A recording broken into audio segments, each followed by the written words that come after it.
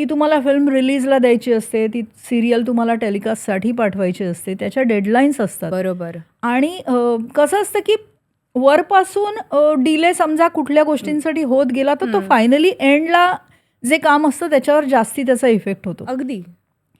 त्यामुळे आमचं असं होतं की आम्हाला ठरवता येत नाहीत. आमचं म्हणजे एडिटिंग करणारे सगळेच, मुलं मुली सगळेच किंवा पोस्ट प्रोडक्शनमधले, की आम्हाला ठरवता येत नाही की हां ठीक आहे, मी या रविवारी ना फ्री आहे, मी येते, असं आम्हाला नाही सांगता येत. कारण आम्हाला आमचं काम कम्प्लीट केव्हा होणार आहे ते माहीत नसतं टू सम एक्सटेंट.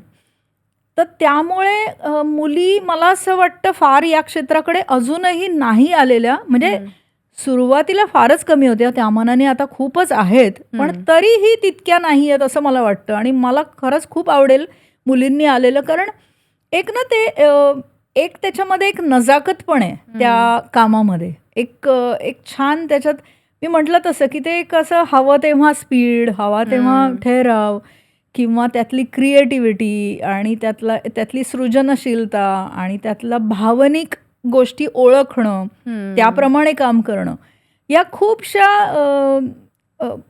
काय म्हणता येईल की इमोशनल गोष्टी असलेल्या आहेत. बरोबर आहे. निगडीत अशा असल्यामुळे बरोबर. खूपदा मला असं वाटतं की मुलींनी यावं, कारण त्यांना हे खूप छान करता येईल.